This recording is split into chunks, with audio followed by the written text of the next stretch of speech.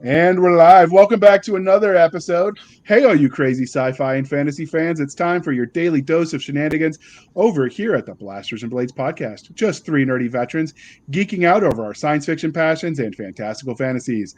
A place where magic is king, the sky is the limit, and space is the place. We are the podcast that puts the fun in dysfunction.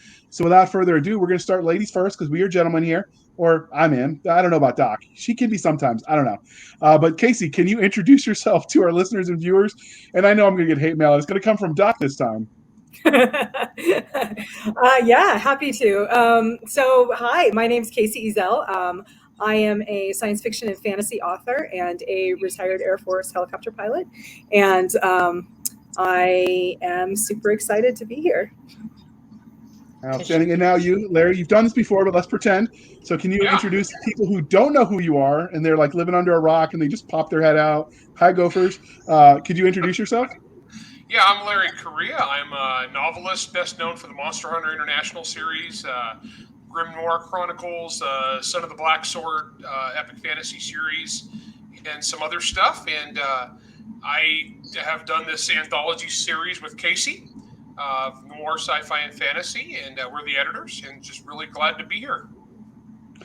Outstanding. The next part of the introduction, dear listeners, how we first found them. So many of you know that, us authors, we had lives before we started writing. Once upon a time in my younger days, I worked the over-the-top circuit. I arm wrestled my way through the best El Niado had to offer. I'm probably butchering your hometown, Larry. Trying to be funny, it didn't work for me. And then I saw him like wrestling virtual titans, and I'm like, nope, I'm out. Let me offer him a Diet Coke and retire. And I decided to try my hand at the Worden. Clearly not the joking, so comedy is not in my future. No. It sounded funnier on paper, I swear. Oh, you made me laugh. I There just you didn't go. get it That's because one. I didn't get it because I didn't recognize the name of my hometown. It's El Nido. El Nido. I was not even close. I'm not even in the same zip code as I got the L right. So that's half of it, right? Yeah, we need to Yeah. get you a pronunciation guide. Yeah, El Nido, California, or El Nido, depending on who you ask, and it's middle of nowhere, San Joaquin Valley. That's where I grew See, up. now you know why my kid laughed when I told him I would help him with his Spanish because he's taking that this year. Oh yeah, no, yeah, don't. I was like, if that was the example, no, yeah, no. Everybody spoke Spanish where I'm from. No, that's not. Yeah. So the good news is I took German in college and high school because anybody can speak German. You just have to sound angry enough and like you're about to spit on somebody, and you've pretty much nailed the pronunciation of German. I'm half German, so I can say that. It's okay. All right, Doc, save me from myself and ask the damn question. I'm not even sure what template you think you're using anymore at this point. But why don't we did I was so confused by JR's trying to speak Spanish that I'm going, did we let them introduce themselves? They did. All right, so you got the religion question. Thank Popped it in you. the chat. So, religion, Dune, Last Starfighter, or Enemy Mine? I go Dune. Good choice. Yeah, I'd go Dune too. Yeah, between this, I mean, I don't get me wrong. I like actually Last Starfighter and Enemy Mine. I think they're both good, but Dune, I love the book since I was a kid. I mean, it's a big, weird, amazing book, and the movie was actually pretty good. And I was actually playing it in a Dune role playing game campaign last year. Oh, that's fun. That's fun. Yeah, so that's for me. I don't know, Kacey. I would also say Dune just because of the sweep and scope of it, and the most recent movie that's really like half of Dune is I thought that was breathtaking. I absolutely loved that movie, but I really loved. I read Enemy Mine as a kid, which is kind of a weird thing to read as a kid, but there you have it. And I was really fascinated by that dynamic too, but it's just not as grand, I guess, as Dune was. No, I can see that. I would say Dune is definitely probably super epic and nature. And we were challenged by Kevin J. Anderson to do that as one of our next book reviews because I have not read the original source material, so that should be interesting. It's good, but it's also not what we're used to nowadays. Yeah. And so it just depends on how you tackle it. If you go in and you read it as like this is a classic epic work of sci-fi, if you go like, oh, I'm going to read this light, fun read that's There's nothing light about them. Nothing. No. I like it quite a bit, but it's definitely, if you go at it with like a modern sci-fi attitude, you're going to be let down. Yeah. It's very, Okay. a lot of head It's got- hopping, a lot of omniscient narrator, which is really weird. Yeah, and it's nowadays. space opera, right? So you're not digging into the science magic. It's presented as science, but there's no explanation to it, right? So you're not. It's missing those elements of hard science that we're really used to seeing typically. In sci-fi, That's- sure. Yeah. That said, it introduces a lot of tropes that we now take for granted in science fiction. This is where they began. So I'm a fan. I mean, I really like it, but I also recognize what it is and try not to judge it, by other standards. But I like it, so I'm a fan. So, because we're polytheistic, or at least I am, Willow, Legend, or Beast? Beastmaster. Ooh.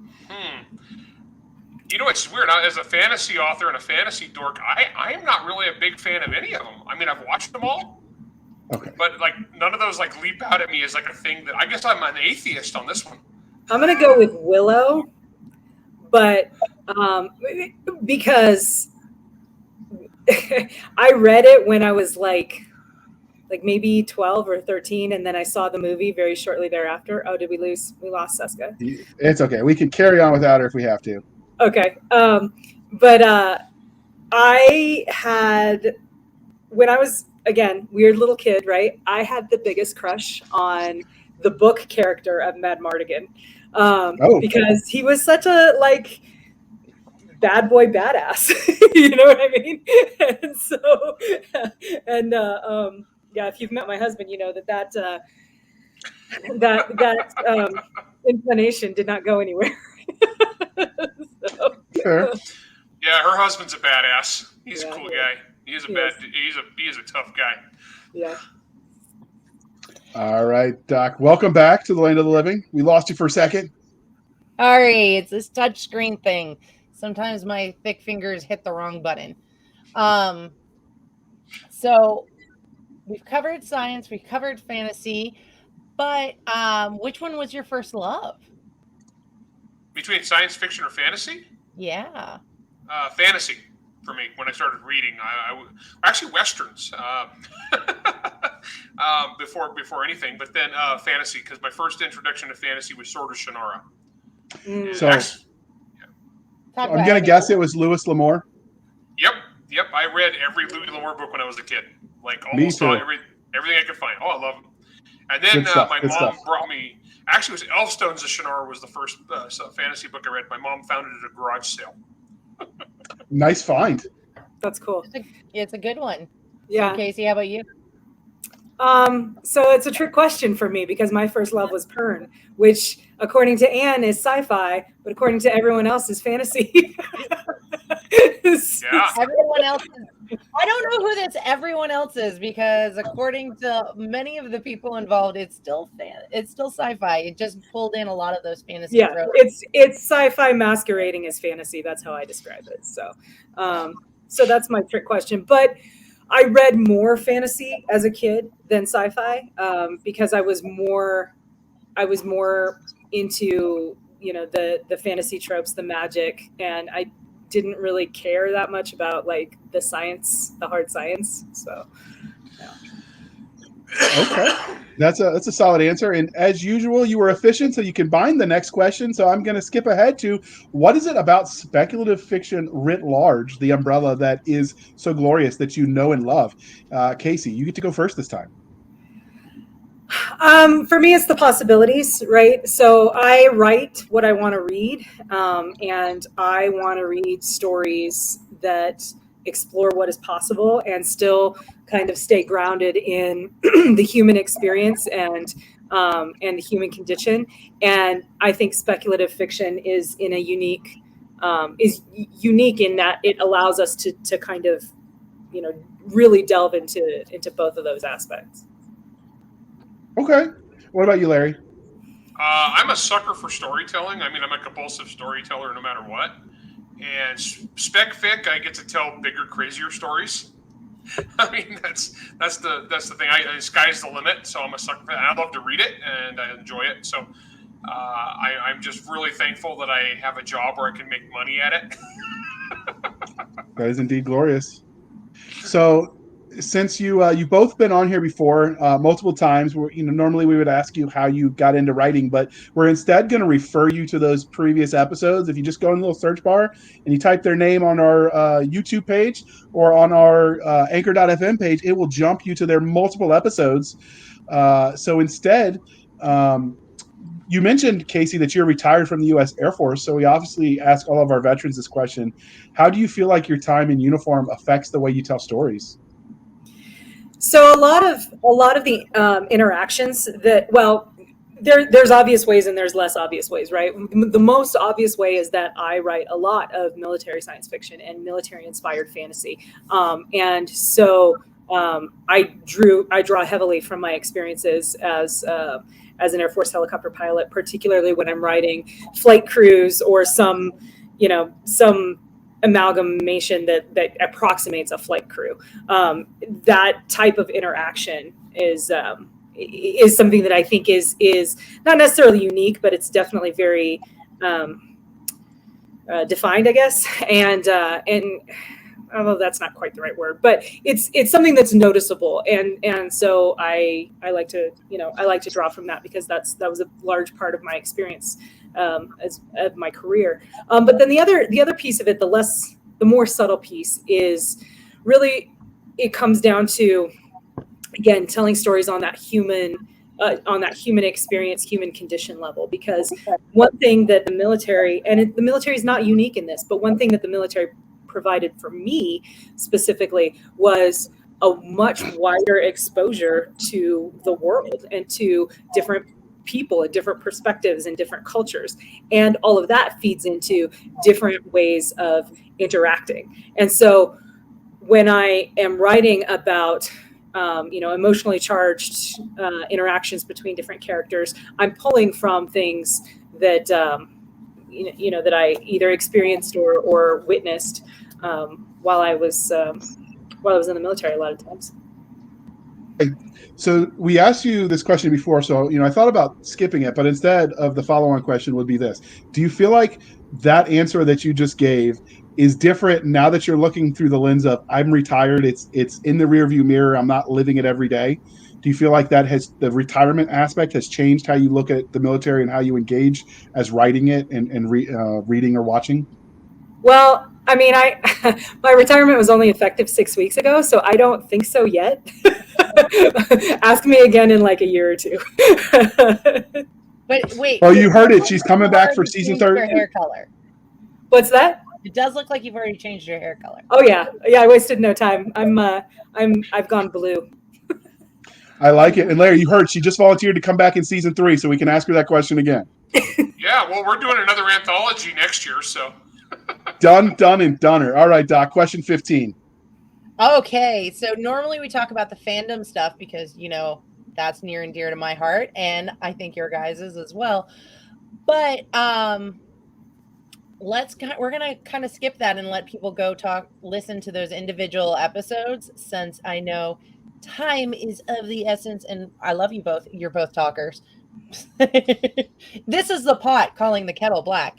But can you go ahead and give us the highlight reel for you, Kacey, and then we're going to ask Larry.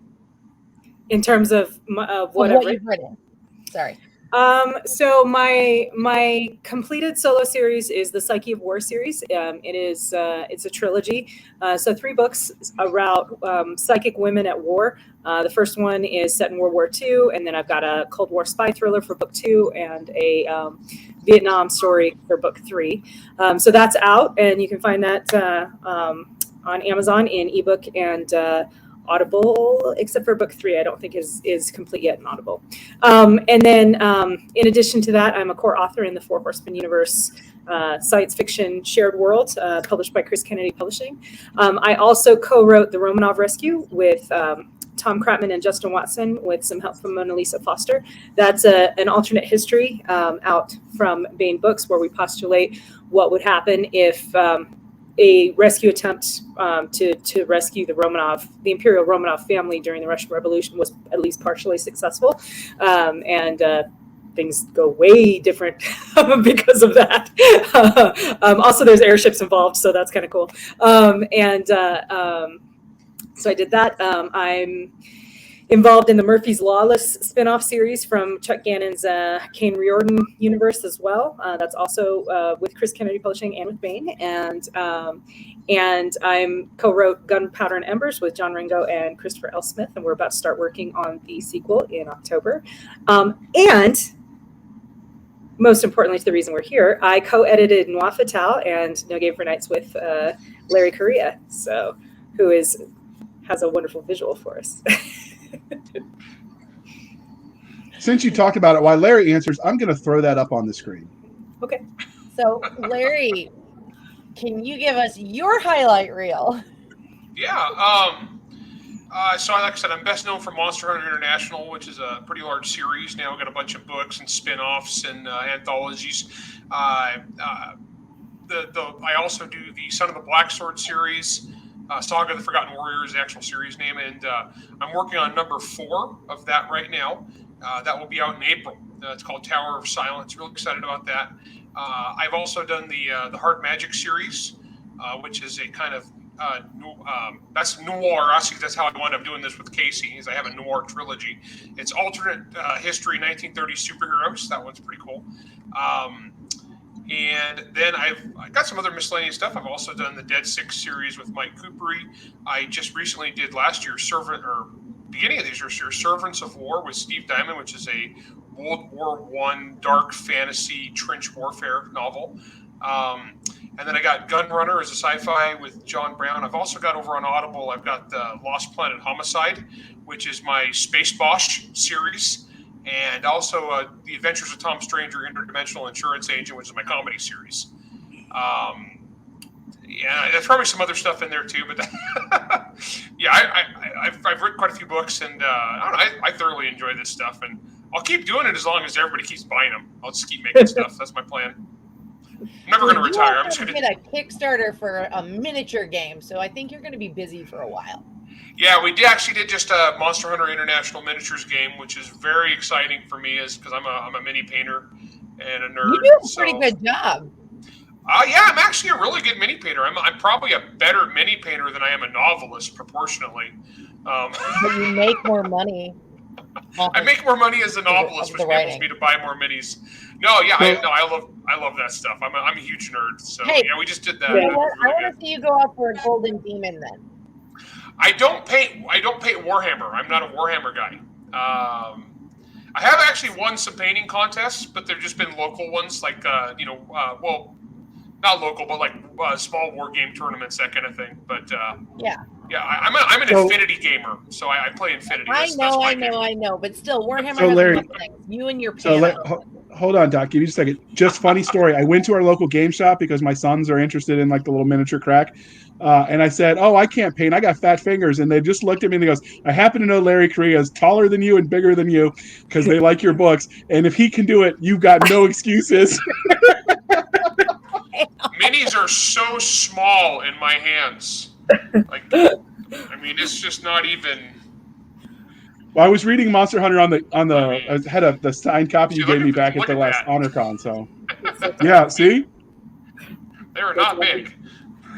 All right, Doc. I'm sorry I interrupted. Go ahead. No. So we know this is an anthology, and the stories are not all set in the same universe. Correct.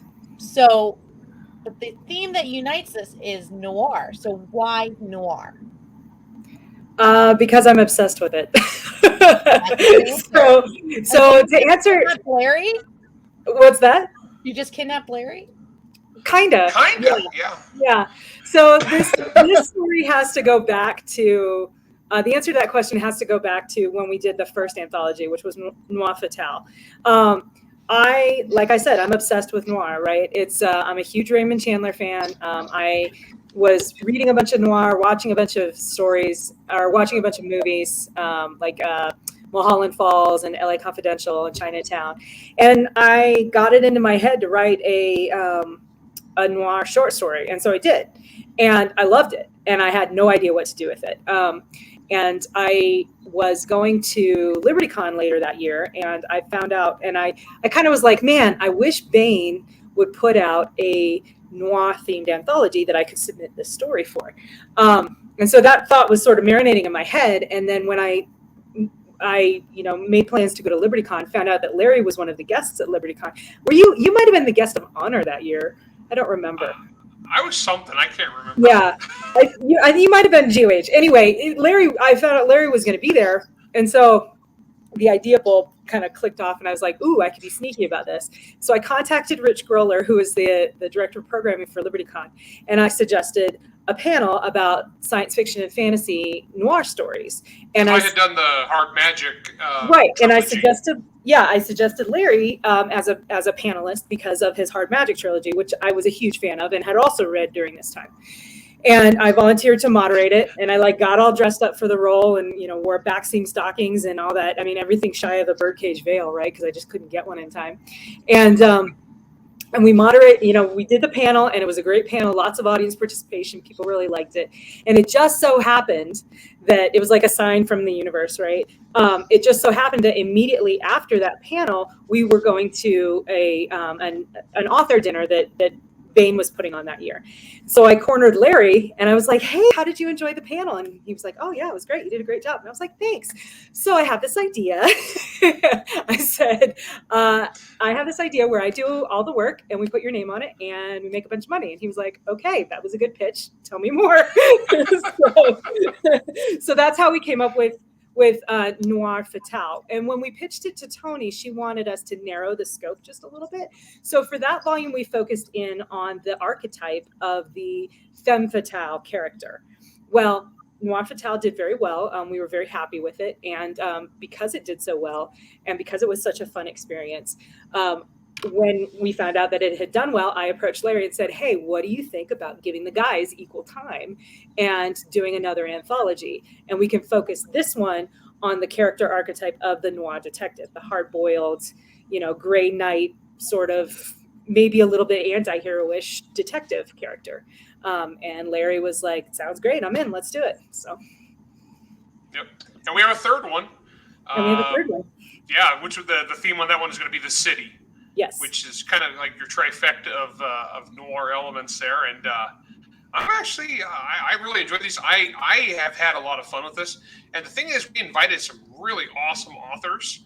Yeah. They make your life easy. Like when you have really good authors, it just makes it really easy to put together a really awesome anthology. And the first one, we had some really cool people. We mixed it up a little bit in the second one. We brought some people back. We brought some new people.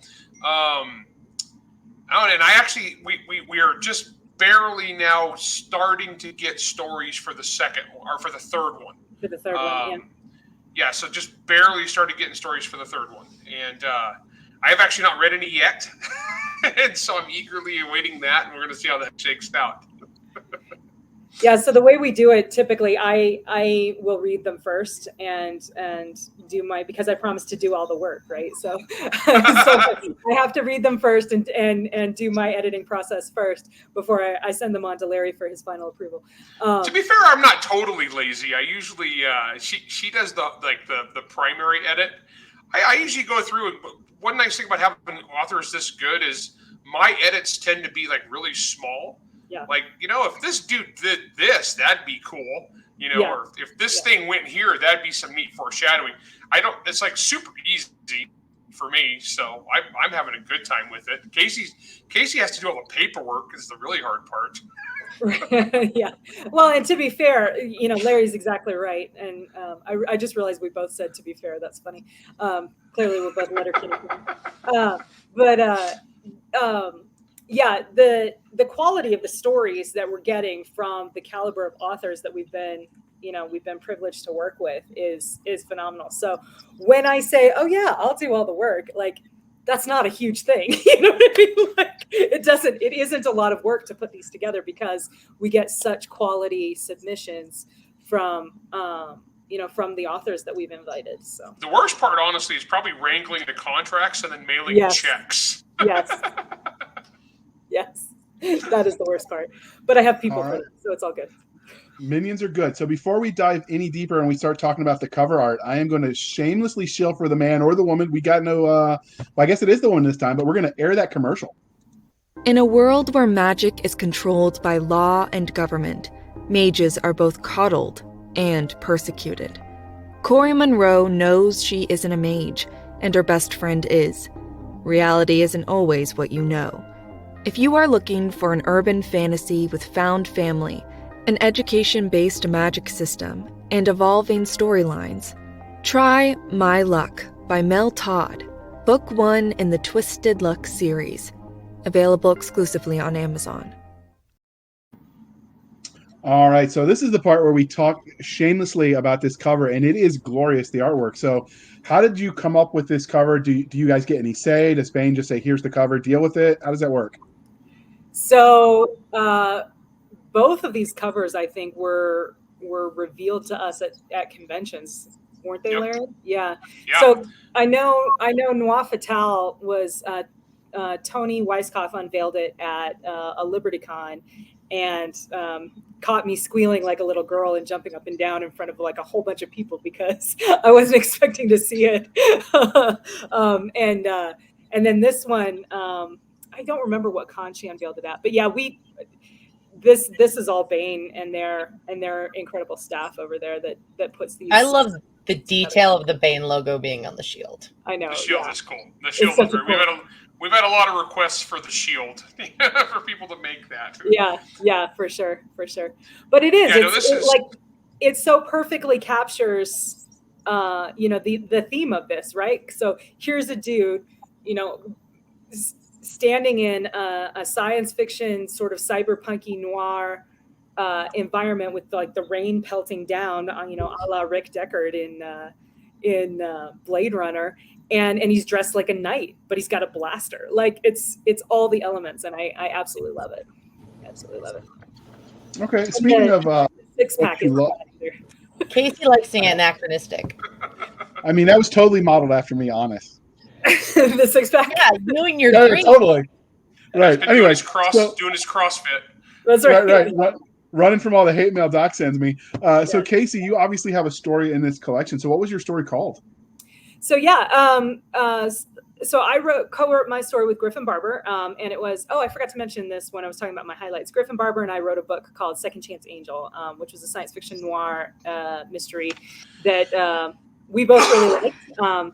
And so the story that we wrote, we wanted to play in that world a little bit more. So the story that we wrote for No Game for Knights is actually a prequel to our novel, where we introduce the character and one of the pivotal relationships that ends up being like a key part of the novel later on. So it's called Faint Hearts is the name of the story.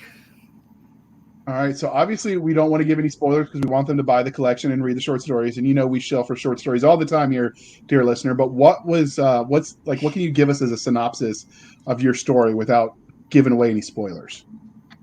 A down on his luck veteran turned bouncer gets sucked into the seedy underbelly of a station when one of his club's VIP patrons goes missing. Okay. So did you lean into any specific trope when you wrote this? Obviously short content. I'm assuming it's probably sub 10K words. So you didn't have room for a whole lot of playing, but did you lean on any of the noir tropes? And if so, which one? Absolutely. As many of them as I could. Right. So down on his luck hero, truth seeking, he's got to find something or someone. He's a veteran. He's got scars from his war. He's got a somewhat good, somewhat bad relationship with the authorities. Also a somewhat good, somewhat bad relationship with organized crime. And then just the mood, the setting, the darkness of, both the language and the environment and the actions that are taken. And there's a good bit of hardcore violence going on as well. So it sounds like, aside from the noir in the sci-fi, that this would potentially be an action adventure story as well, then? A little bit, yeah. There's a little bit of that. Did you throw any other of the subgenres? I know Doc's not a huge fan of the subgenre question, but I dig it, so we still ask it. That's why we make him ask it. Yeah. I don't think so. I don't think so. Yeah. Okay. All right. So I know it's a short story, so you haven't tortured him but so much yet, but you do have the novel that this is based on still out. So if this character knew who you were and that you were the gods of the world in which he lives, and that all the things you've done to him to make his life miserable, how do you see that playing out if he meets you in a dark alley? So the answer is different between me and Griffin. Griffin, he'd probably beat the shit out of him because Griffin's a man. Muck would not beat the shit out of me because he's got that a little bit of old school chivalry, but he might say some nasty things or two. Okay. All right. Well, I'm not going to steal the show too much. I do like to let Doc talk sometimes. Yeah, whatever. I believe you. Okay. So, Larry, how about your story? I actually did a story set in the Monster Hunter universe. So the first book I did a story set in the Hard Magic universe, so I wanted to like bounce it around a little bit. So I did Monster Hunter, but this time, because it's the whole noir vibe, I wanted to move it back in time a little bit. So I set it in Los Angeles in 1949. So it was a time period that I've not really done anything with in the Monster Hunter universe. And you don't even really realize it is Monster Hunter universe connected until you get towards the end of it. No spoilers, but basically it is a detective story, like, fitting the theme. Only this time the story is narrated by the femme fatale character, who's the client, who is not human. Okay. Yeah, so basically a monster hires a detective.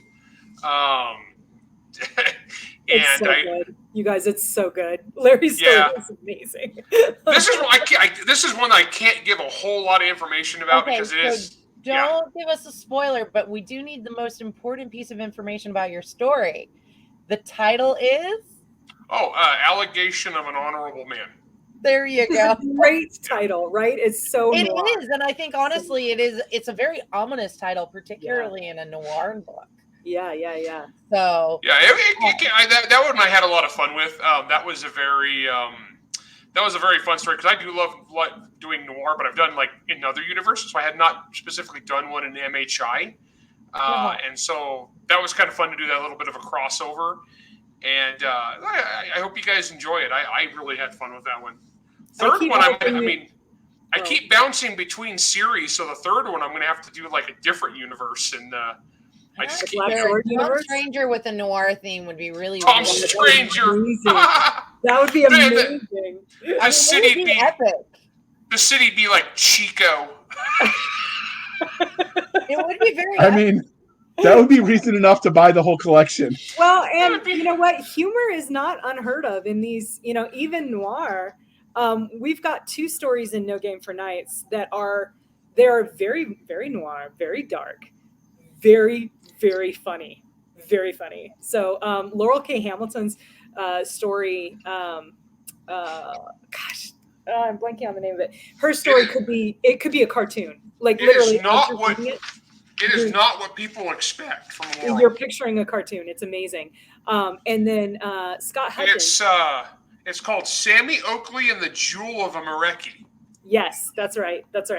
And then Scott Hudgens has a story called The Hounds of the Bastard's Villa, where the protagonist is essentially like the Dark Lord Sauron's veterinarian.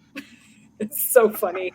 So yeah, but both of them, again, very noir, very dark, fit the theme perfectly. So that was one of the real joys of putting together this collection, was mixing and matching the tones of all the different stories, because we have other stories that are in here that you're just like, holy shit, like I need to take a shower. I feel so like, that was dark. you know what I mean? So yeah. Noir can do that.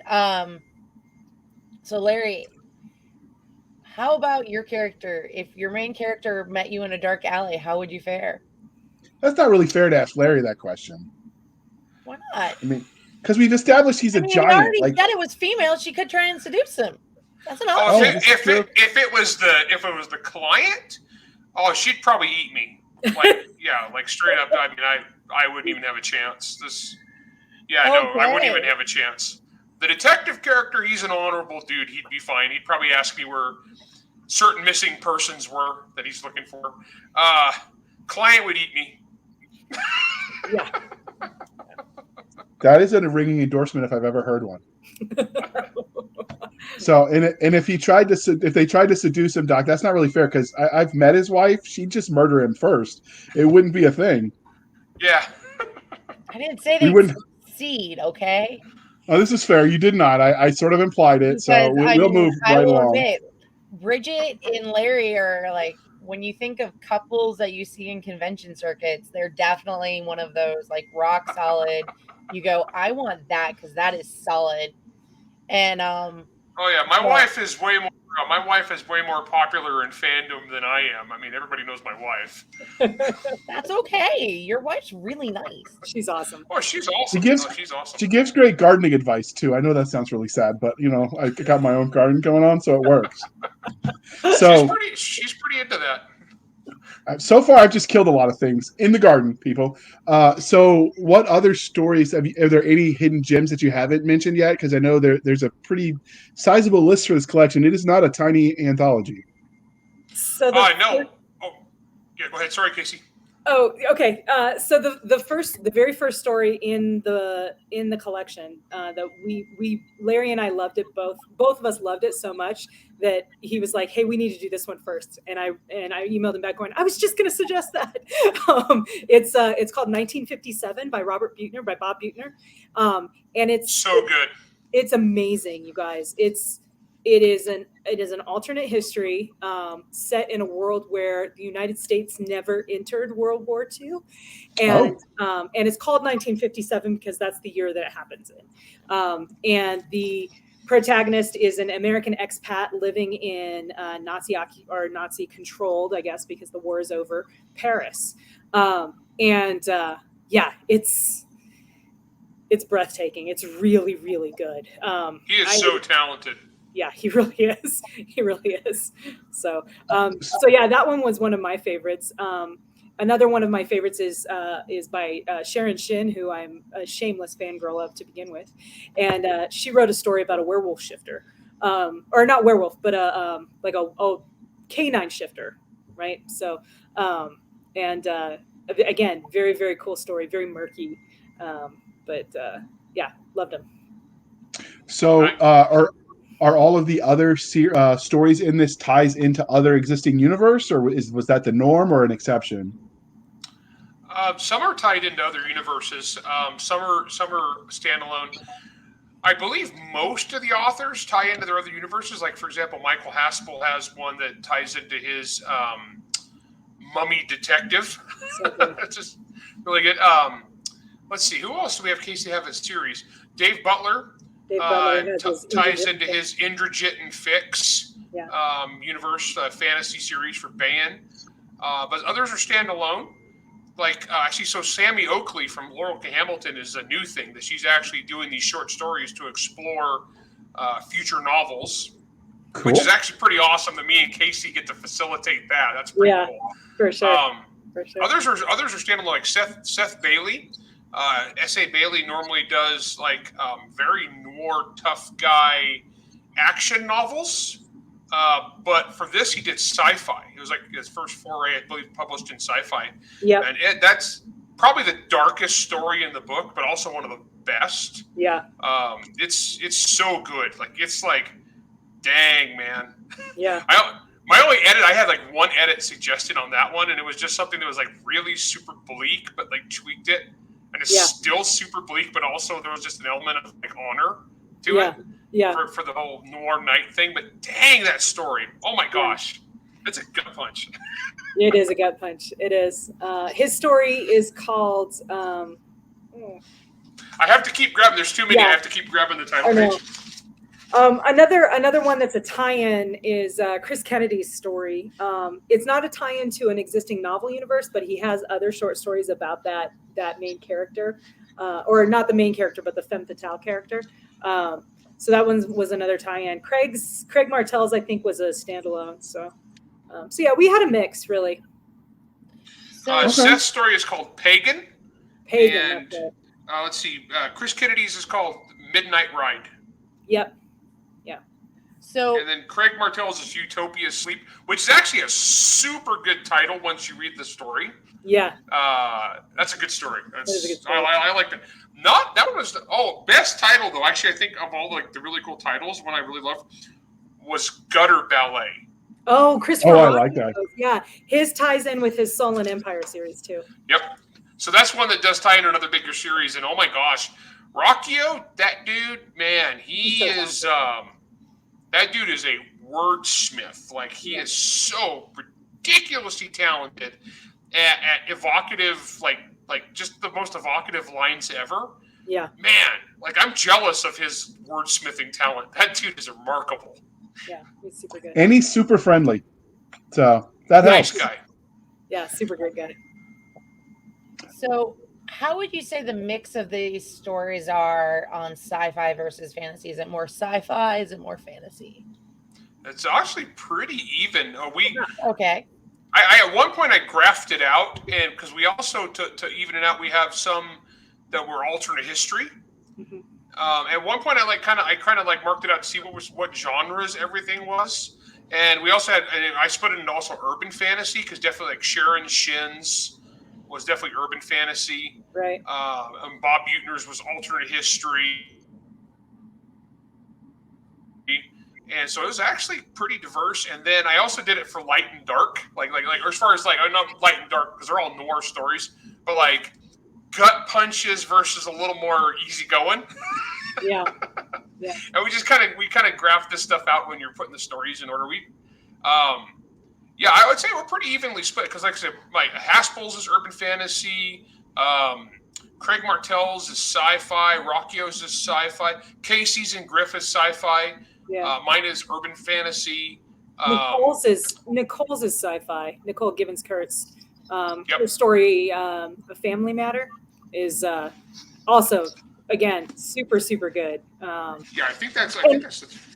I know I'm like repeating myself. I feel like a broken record, but we didn't have a dud in the bunch, which I feel like every editor should feel that way about their anthologies, but I'm not sure every editor gets to feel that way about their anthologies. And so I feel like Larry and I are very, very lucky.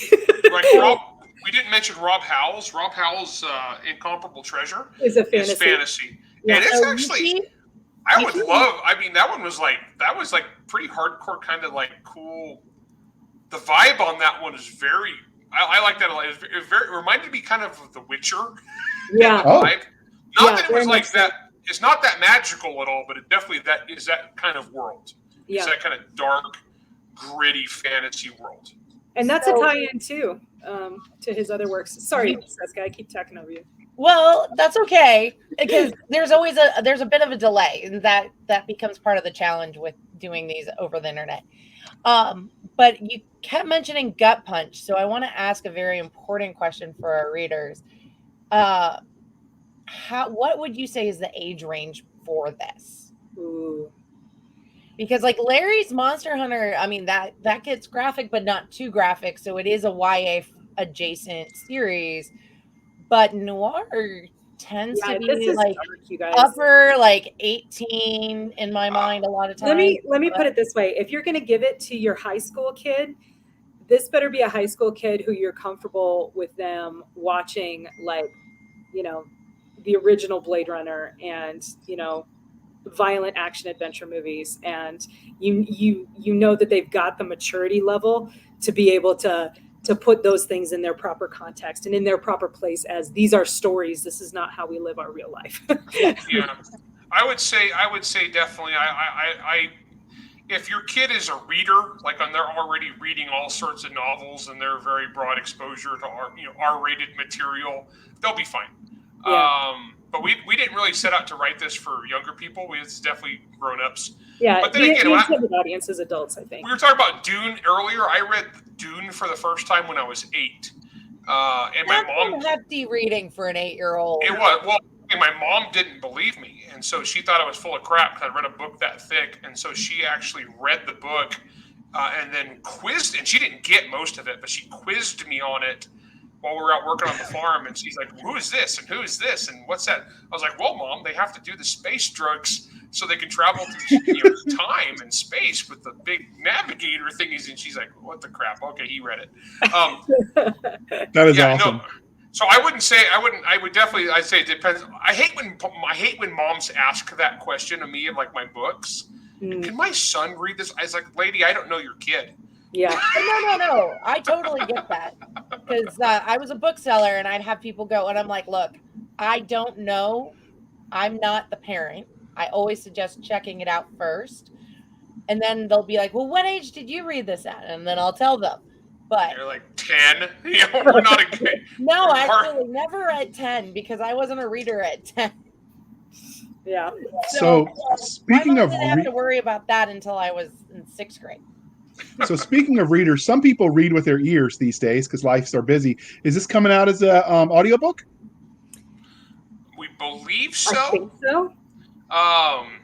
But because like on anthologies, they're not as speedy. So a lot of times, like when my novels will have release, we try to coordinate and get the releases as close together as possible, depending on production delays and whatnot. I actually don't know the date of this one yet, so I'm actually not sure. Okay, and last question. Go ahead. Oh no, I was because Bayan sells audio rights to Audible. Usually, is who buys most of this stuff, and those usually get sold in clumps. Yeah. So okay. I'm actually not sure. I will say that the first anthology, Noir Fatale, came out in audio, and it was fantastic. I didn't, the narration that we. There were several narrators involved in the project, which is one of the reasons why, as Larry said, they take a little longer. But oh my gosh, the quality of the talent I knew every story almost by heart because I'd edited them all, right? But I went through and I listened to every story from beginning to end, and it was like a whole new experience of these amazing stories again. So before we wrap this up, you mentioned that there's a third anthology in this noir series coming out. So do you have any hints about that, or you got to keep that close to the chest? Just what Larry already said. It's themed around the city as a, not necessarily as a character, but as an integral part of the story. Because, if you think about some of the famous noir stories, they could really only have taken place in the city, in the place where they were, like, Mulholland Falls had to be in LA. Raymond Chandler's books all took place in California. Casablanca happened in Casablanca. The story wouldn't be the same without that particular setting and that gritty underlayer of society there. So it's a little bit. I think it's a little bit more challenging of a theme for the authors to work with, but we've started to get some stories in, and I'm very excited about all of them. And yeah, I think it's going to be great. It's going to be really overall a really phenomenal trilogy of anthologies. And again, I'm so privileged and pleased to have been able to work on them. I have a perk. One of the perks of being the editor, being one of the editors, is that I write my story last, and I've done that each time. And I do that for one reason. It's a perk for me to make sure that I don't write about the same thing that somebody else wrote about. And also I can kind of see like what we have the gap on. Yeah. So if we are lopsided in one direction of fantasy, sci-fi, or whatever, I will go. I have enough universes that I can go to, whatever, and pick a genre, and so I haven't written my story yet, so I can't tell you anything about it. I can tell you mine is sci-fi. That's it. That's all I'll tell you. So normally we would ask you if there's anything we didn't ask, but since it's an anthology, there's not a lot of room for you to cover without spoilers. So instead, I'll ask you this: for your third anthology, and obviously this is just wild. Dreaming, but if you could get any author to write for the third one, living or dead, I mean, it doesn't matter, just any dream author for this noir collection, who would you get in this collection? Raymond Chandler. Okay. Yeah, that's kind of the no-brainer for the noir anthology. I'm with Kacey on that one. If we can get anybody a living grade, we tried to get Tim Powers, but Tim was booked up. He's busy, yeah. And I was like super bummed. I love Tim's stuff. That dude's amazing. Oh yeah, living. If I don't know if he's ever tried to do sci-fi or fantasy, but if you ever heard of a guy named Max Allan Collins, he's like this huge mystery writer and won a bunch of awards. He was the guy who wrote Road to Perdition that they made that movie with Tom Hanks out of. He wrote, so it was a graphic novel. He wrote the graphic novel. He writes this incredible noir series where the detective Nate Heller solves actual historical unsolved cases. And it's so good. I'm in the middle of reading it right now, but it's very much in the style of Raymond Chandler. So obviously if I can't get Raymond Chandler because he's dead, I'll take Max Allan Collins. He'd be good too. That works. All right. So this is the part, dear listener, where we remind you that writing and reading is a two-way street. So if you want them to write more, you have to review more so that way they can sell more copies. So please be kind and speak your mind on the reviewing platforms. They help the right readers find the right books. So do your part, people. And so last question, because some people I've heard actually buy their books directly from Bane's website and not some of the other places that shall not be named. So if they buy it directly from Bane, can they review it there or do they have to hop onto other platforms? That's a good question. I don't know if you can review it on Bane. I actually do not know. All right, we'll put a pin in that one and we'll come back to it because I happen to know we have Tony booked for a future podcast. I read on Bane and I just review it on Goodreads. That that's works. always an option. Reviewing it on Goodreads. Yeah. Well, there you go. Main thing is just tell your friends, guys. You like a book, just word of mouth is the single most powerful thing in books. That's really what it comes down to, is telling your friends. And I heard you guys are a little different. You sell more than 12 copies. So that's good. We try to. Too soon? All right. That hasn't really been an issue. So Kacey, obviously, you're done with the Air Force, so you're writing a lot, hopefully, because I like your stuff. But if someone wanted to hunt you down on the interwebs to find more about what you're doing, can you point them in the right direction? And as usual, it will be in the show notes. Yeah, absolutely. So the best place to find me is on my website, which is www.kaceyezell.net or .com. I own them both because I believe in redundancy, and also because I believe in redundancy. And you can also find me on Amazon. Most if not all of my books are available on Amazon. And I have a YouTube channel about my life as a writer. It's called, creatively enough, Kacey Ezell Writer Life. So you can find me there. Usually I do live streams every Friday, but I've kind of fallen off the wagon with that, with moving across the world and dyeing my hair blue and starting a new job. So be patient with me. I'll be back to those soon. So, when you talked about moving across the world, I was about to say that's no excuse, but then you mentioned hair dye, and I've seen how long that stuff takes to sell. So that one you get a pass. So Larry doesn't have that problem like me. He's shaved it all off, so it makes his job simpler. I didn't shave it. It's just gone. I was trying to be kind, sir. But speaking of being kind, if someone wanted to track you down on the internet, how could they do that? And as usual, we will link it below, dear listener. Sure. My blog is monsterhunternation.com. I'm on Facebook and Twitter, just Larry Correia. And on Instagram as Larry Correia author, because Larry Correia was already taken.